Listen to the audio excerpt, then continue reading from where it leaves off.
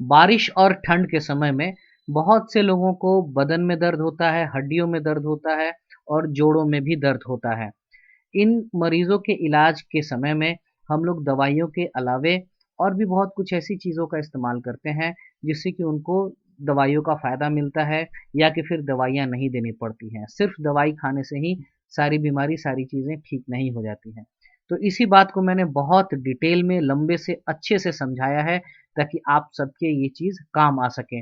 आप लोग वीडियो देखते हैं तो आप लोगों से ये अनुरोध है कि आप लोग सब्सक्राइब का बटन दबाइए और ये घंटी का बटन दबाइए। इससे मुझ इस चीज़ से मुझे भी इस बात का पता चलेगा कि मेरा ये प्रयास आप लोगों के काम आ रहा है और मुझे भी प्रोत्साहन मिलेगा। तो चलिए अब हम लोग देखते हैं कि क्या है ये चीज़। बदन दर्द होना ठंड में भी बढ़ता है और कभी कभी बारिश होती है तभी भी बढ़ता है। तो तापमान के कमने से और बारिश होने पर भी आप देखेंगे कि बदन में दर्द बढ़ जा रहा है, जोड़ों में दर्द हो रहा है। इनके मुख्य कारणों में पहला जो कारण आता है उसको कहते हैं प्रेशर, बैरोमेट्रिक प्रेशर। क्या है ये चीज़? हमारे ऊपर में एक दबाव, एक प्रेशर हमेशा बना रहता है, वो है हवा का दबाव। चारों तरफ जो हवा हमारी भरी हुई है वो हमारे शरीर को बाहर से दबाती है। अगर पानी के अंदर में जाएंगे तो देखेंगे कि पानी का वजन भी हमारे शरीर पर पड़ता है। यही जो दबाव है वो पानी में गोताखोरों को भी परेशान करता है। तो ऐसा ही दबाव हमारे पास भी हर हमेशा शरीर पे हमारे बना रहता है। ये चारों तरफ में हवा का दबाव है। 8वीं क्लास में हमने पढ़ा था कि शायद 13 हाथियों के बराबर के वजन के बराबर का दबाव इस हवा की वजह से जो हमारे चारों तरफ है हमारे शरीर पर पड़ता है। जब भी तापमान में कमी आएगी या बारिश होगी तो ये इस दबाव में कमी आती है। बैरोमीटर नाम के एक इंस्ट्रूमेंट से, एक यंत्र से हम लोग दबाव को नापते हैं और इसीलिए इसको कहते हैं बैरोमेट्रिक प्रेशर। तो इस दबाव के कमी आने से हमारे जो नर्व्स हैं और कार्टिलेज है, कार्टिलेज होता है दो हड्डियों के बीच में एक पतली सी हड्डी, एक गद्दे जैसी हड्डी होती है, उसको हम लोग कार्टिलेज कहते हैं। घुटनों के बीच में होगा और बहुत सारी जगहों पे होता है। इन सब चीज़ों में बदलाव आता है, इन पर असर पड़ता है इस दबाव के बदलाव का और उसके वजह से दर्द होता है। ऐसे ही दर्द की संवेदना को ले जाने वाली जो नसें होती हैं जिनको हम लोग नर्व कहते हैं, ये भी टेम्परेचर से सेंसिटिव हो जाता है। देखते होंगे कि ठंड में जब चोट लगती है तो ज़्यादा देर तक तकलीफ़ रहती है, क्योंकि ये जो नर्व्स होते हैं, संवेदना ले जाने वाली नसें होती हैं, ये तापमान कम हो जाने से इनकी सेंसिटिविटी बढ़ जाती है। यानी कि अब ये ज़्यादा दर्द को महसूस करने के लिए तैयार हो जाती हैं, ज़्यादा दर्द महसूस कराती हैं।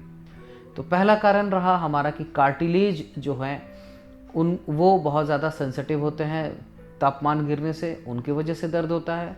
दूसरा कारण है इस नर्व की वजह से भी दर्द की संवेदना हमें ज़्यादा महसूस होती है। अगर पहले से कोई ऐसी बीमारी है जिसकी वजह से हमें हाथ पैर में दर्द या नसों में दर्द, इन सब चीज़ों की संवेदना वाली बीमारी कुछ भी है, जिसको कि इन्फ्लेमेशन कहते हैं, कोई भी बीमारी पहले से है, बदन में दर्द होना, जोड़ में दर्द होना, तो वो बढ़ जाता है। अगर पहले से है तो वो बढ़ जाता है। इसके अलावा अगर हम लोग जब दबाव किसी चीज़ पर देते हैं तो वो सिकुड़ता है और जब दबाव कम करेंगे तो वो फैलेगा। ये एक बहुत ही साधारण सी चीज़ है। तो इसी तरीके से हमारे शरीर पर जो पड़ता हुआ दबाव है वो कम होगा तो हमारे शरीर में भी थोड़ा सा फैलना होता है।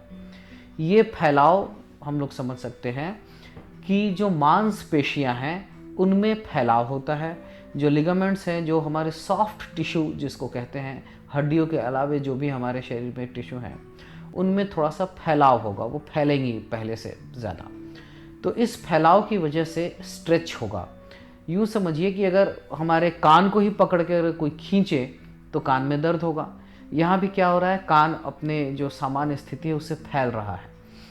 तो ऐसा ही फैलाव हमारे मांसपेशियों में होता है, तो उसकी वजह से दर्द होता है। वहाँ पर जो संवेदना ले जाने वाली नसें होती हैं, नर्व होती हैं, उनमें भी खिंचाव होता है और उसकी वजह से भी दर्द होता है।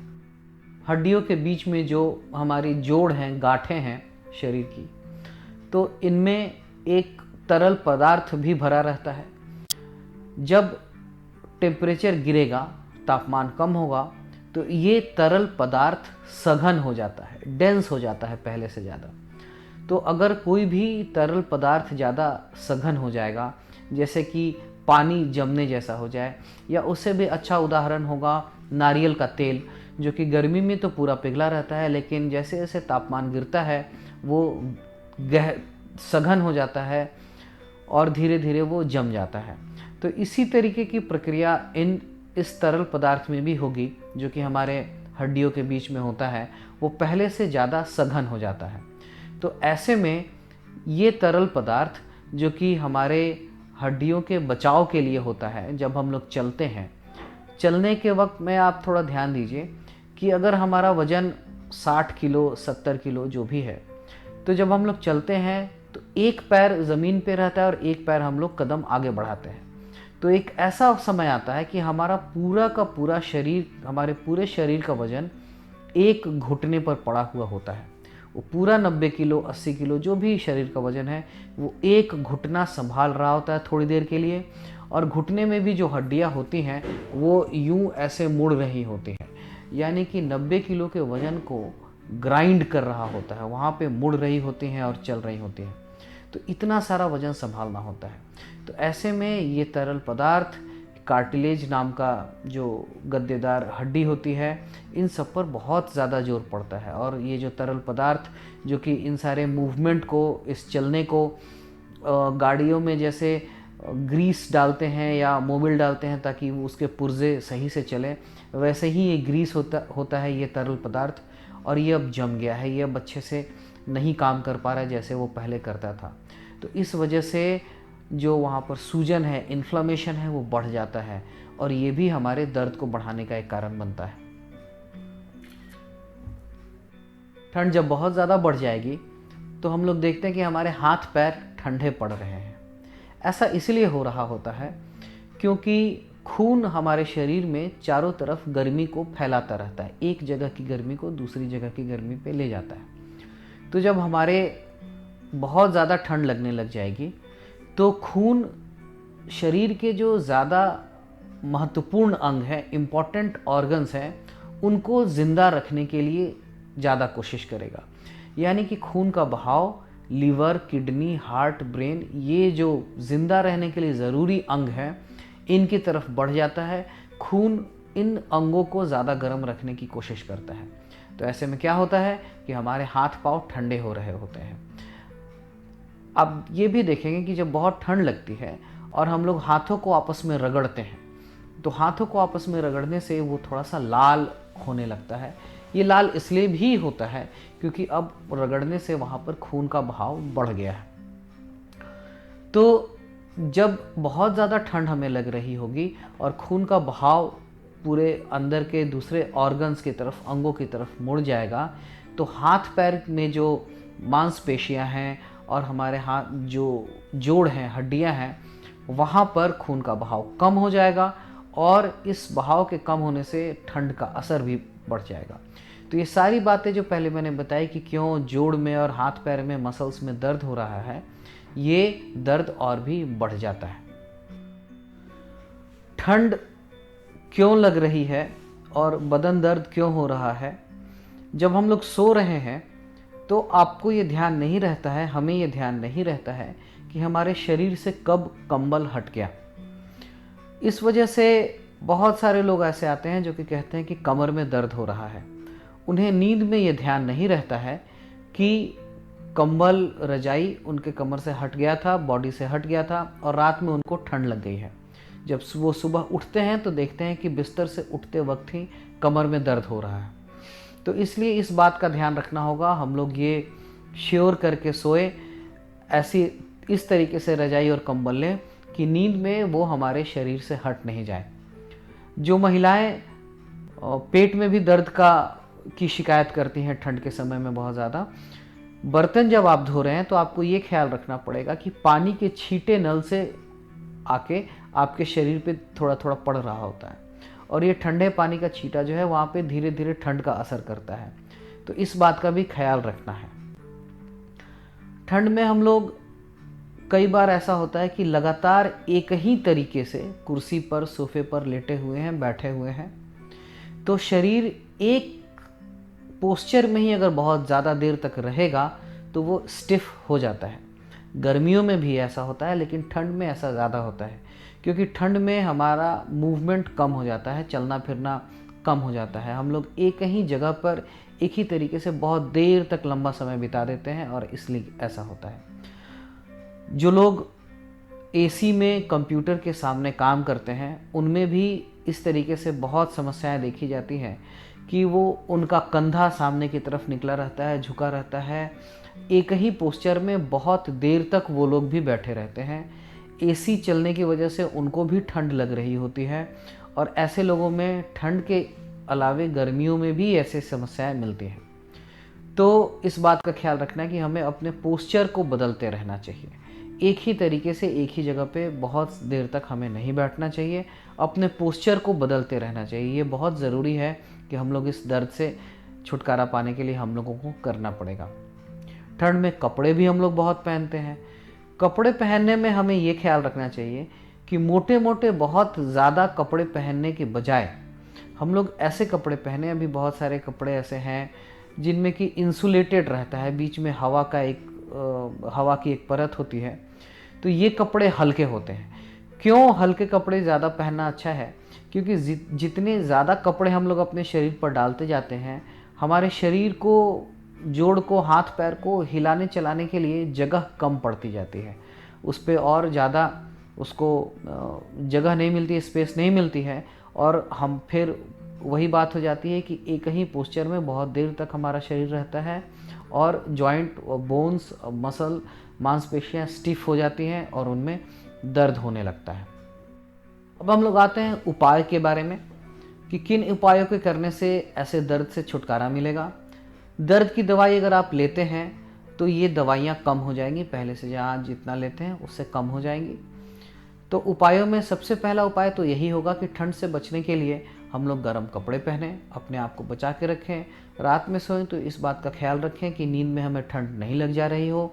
बर्तन धो रहे हैं या कोई काम कर रहे हैं तो पानी के छींटे पड़ रहे हैं और ठंड लग रही है, इन सारी चीज़ों का बचाव करें। अगली बात आती है कि हम अपने भोजन में कुछ ऐसे बदलाव करें कि हमारी इम्यूनिटी, प्रतिरोध क्षमता ऐसी हो जाए कि हम लोग ठंड को झेल सकें। ठंड में बहुत सारे लोग रहते हैं, ठंड वाले देश भी हैं, वहाँ भी तो लोग रहते हैं, तो कैसे रहते हैं? तो उन्हीं सारी चीज़ों के, उनके भोजन में भी बहुत सारी ऐसी चीज़ें होती हैं जो कि उनको ठंड से बचाए रखने के लिए काम आती हैं। ठंड से बचाए रखने के लिए हमें सबसे ज़रूरी कुछ एक विटामिन होते हैं, जैसे विटामिन डी, विटामिन सी, इन सारे विटामिन से भरे हुए भोजन को करना पड़ेगा। और इसके लिए बहुत ज़्यादा मुश्किल कोई बात नहीं है, बहुत लंबा कोई भोजन का चार्ट आपको बनाना पड़े ऐसी कोई ज़रूरत नहीं है। जो भी उस सीज़न का फल होता है उसको खाइए। संतरे, नारंगी, इसमें बहुत ज़्यादा विटामिन सी होता है। आंवला, नींबू, बहुत ज़्यादा विटामिन सी आपको यहीं से मिल जाएगा, कोई दवाई लेने की ज़रूरत नहीं है। गोभी, पालक का साग, जो चीज़ें ठंड में आपको बहुत ज़्यादा हमें उपलब्ध होती हैं, इनमें ये सारी चीज़ें विटामिन डी, विटामिन के, विटामिन सी, इन तरीके से हमें बहुत ज़्यादा हमारे काम लायक हमें मिल जाता है। धूप में बैठने से हमारे शरीर में विटामिन डी हमारा शरीर खुद भी बनाता है, तो ठंड में धूप में बैठना चाहिए। कमरे में बैठे हैं, अंगीठी जलाए हुए हैं या हीटर चला रहे हैं, गर्म हवा की मशीन चला रहे हैं, इससे बेहतर होगा कि हम लोग धूप में बैठें। बहुत सारी आयुर्वेदिक दवाइयाँ भी होती हैं, तो दवाइयों के बारे में तो मैं नहीं बताऊंगा, लेकिन हल्दी और दालचीनी, इन दो चीज़ों को, इनके बारे में ये वैज्ञानिक आधार भी है कि इनके व्यवहार करने से, अपने भोजन में इनको शामिल करने से, हल्दी और दालचीनी, ठंड से लड़ने के लिए हमारे शरीर को बहुत ज़्यादा फ़ायदा मिलता है। तो अगर कोई आपके पास ऐसा घरेलू सॉल्यूशन है जिनमें आप इन सब चीज़ों को शामिल करके अपने घर में नाश्ते में, खाने में इस्तेमाल कर सकते हैं या शाम को किसी तरीके से इस्तेमाल कर सकते हैं, बहुत सारे तरीके उपलब्ध हैं, आप लोगों को ज़्यादा पता है मेरे से, तो इन सारी चीज़ों को इस्तेमाल किया जाए। ठंड में हम लोग पानी कम पीते हैं। ठंड में पानी कम पीने की वजह से हमारे शरीर में लगातार पानी की कमी बनी रहती है, एक डिहाइड्रेशन ज़रूर रहता है। इस पानी की कमी से बहुत सारी दूसरी समस्याएं भी आती हैं, दूसरे वीडियो में बात करूंगा। लेकिन अभी यहाँ पे ये बताना ज़रूरी है कि 2.5 लीटर के करीब में पानी दिन में ज़रूर पीना चाहिए। अगर आपको किडनी या हार्ट की कोई ऐसी बीमारी है, डॉक्टर ने बता रखा है कि पानी कम पीजिए, तो अलग बात है, वरना 2.5 लीटर के आसपास में पानी ज़रूर पीना चाहिए, ठंड हो या गर्मी हो। पानी आप गर्म कर लें पीने में अगर तकलीफ़ आती है तो, लेकिन 2.5 लीटर पानी ज़रूर पिएं, क्योंकि शरीर में पानी की कमी की वजह से भी मांसपेशियों में जो तरल पदार्थ घूमता रहता है, जो मैंने बताया, जो कि एक ग्रीस का काम करता है, तो ये भी कम बनेगा, इसमें भी तकलीफ़ आएगी, वो भी बहुत गाढ़ा होने लग जाएगा। और मांसपेशियों में खुद भी पानी की कमी होने की वजह से उनमें दर्द होने लगता है। मैराथन की रेस में जो लोग दौड़ते हैं उनको भी मांसपेशियों में पानी की कमी से, डिहाइड्रेशन की वजह से, आपने देखा होगा कई बार समाचार में कि लोग दौड़ रहे हैं और गिर जा रहे हैं। वहाँ भी यही होता है, उनके मसल्स में, मांसपेशियों में दर्द होने लगता है पानी की कमी से। इसलिए 2.5 लीटर पानी ज़रूर पीना चाहिए। घुटनों में अगर दर्द रहता है जिन लोगों को, तो बहुत सारे नी कैप्स आते हैं, वहाँ के सामने में लगाने के लिए घुटने के बहुत सारे नी कैप्स आते हैं और इनका भी बहुत फ़ायदा होता है। तो दवाइयाँ लेने से अच्छा है कि नी कैप का व्यवहार करें, ठंड में खास कर करें। एक ही जगह पे लंबे समय तक एक ही पोस्चर में नहीं बैठिए। हर आधे घंटे पे अपने शरीर को ज़रूर हिलाइए, चलाइए, पैदल चलिए, थोड़ी दूर आसपास में ही, कमरे में ही टहल लीजिए, कंधों को हिलाइए, नचाइए। ये बहुत ज़रूरी होता है और ये बहुत फ़ायदेमंद होता है। सुन के ऐसा लगता होगा कि शायद इसका फ़ायदा उतना ज़्यादा नहीं है, लेकिन अगर आप अपने व्यवहार में इस चीज़ को डालेंगे तो देखेंगे कि सही में इसका फ़ायदा होता है। ठंड में हम लोगों का वज़न भी बढ़ जाता है। खाते तो हम लोग ज़रूर हैं, लेकिन चलना फिरना उतना नहीं होता है। तो अगर वज़न बढ़ जाएगा तो हड्डियों पर वज़न का भार भी बढ़ जाएगा। जैसा कि मैंने पहले बताया कि एक घुटने पर पूरे शरीर का भार आ जाता है, और वैसे ही उस घुटने को सीधा रखने के लिए जो मांसपेशियां होती हैं उन पर भी वज़न बढ़ जाता है। तो इस तरीके से अगर वज़न बढ़ता है तो हमारे ओवरऑल पूरे शरीर में एक स्ट्रेस बढ़ जाता है, हड्डियों पर भी जोर पड़ेगा, मांसपेशियों पर भी जोर पड़ेगा। तो वज़न को थोड़ा सा काबू में रखना होगा, भोजन को थोड़ा सा संभाल के करें, वज़न का ख्याल रखते हुए करें, और एक्सरसाइज करके अपने वज़न को कंट्रोल में रखना है। बॉडी को गर्म करने के लिए सोते वक्त आप ऐसा कर सकते हैं, या दिन में भी करिए, कि गर्म पानी को रखने का एक हॉट बैग आता है। इस हॉट बैग के इस्तेमाल करने से कमर के पास में या जहाँ भी दर्द होता है वहाँ लगाने से बहुत बहुत ज़्यादा फ़ायदा मिलता है, बहुत ही ज़्यादा फ़ायदा मिलता है। हॉट बैग के इस्तेमाल करने से एक चीज़ का ख्याल रखना ज़रूरी है कि कहीं पर भी 10 मिनट से ज़्यादा लगातार सेंक मत दीजिए, नहीं तो वहाँ पे नुकसान भी होता है, जलन भी होते हैं, इंटरनल इंजरी भी होने की संभावना रहती है। इसलिए एक जगह पे 10 मिनट से ज़्यादा सेंक मत दीजिए। हॉट बैग लेके आप सो भी सकते हैं। पहले आप इस बात का ख्याल रखिए कि वो आपके शरीर में किसी एक जगह पे 10 मिनट से ज़्यादा नहीं है, शरीर से थोड़ा दूर है।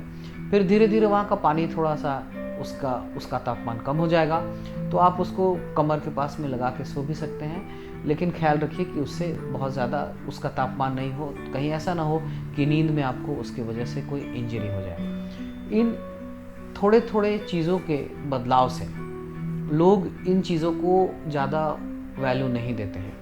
लोगों को ज़्यादा दवाइयाँ ही चाहिए होती हैं और एकदम क्विक रिलीफ चाहिए होता है। लेकिन इस बात को वो भूल जाते हैं कि दवाइयाँ जहाँ असर करती हैं वहाँ उनका साइड इफ़ेक्ट भी होता है।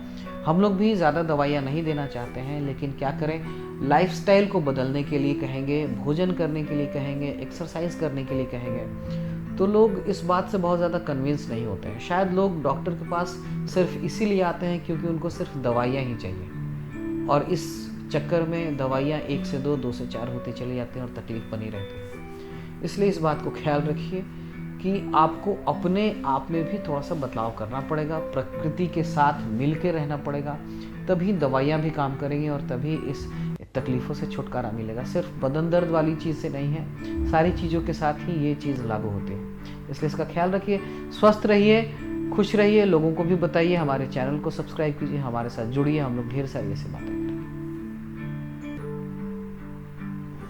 आइए हम लोग इस चैनल से जुड़े, ऐसी जानकारियाँ दूसरों को भी बताएं शेयर करके, और पूरे समाज को स्वस्थ बनाए रखने में अपना योगदान दें। धन्यवाद। स्वस्थ रहिए, प्रसन्न रहिए।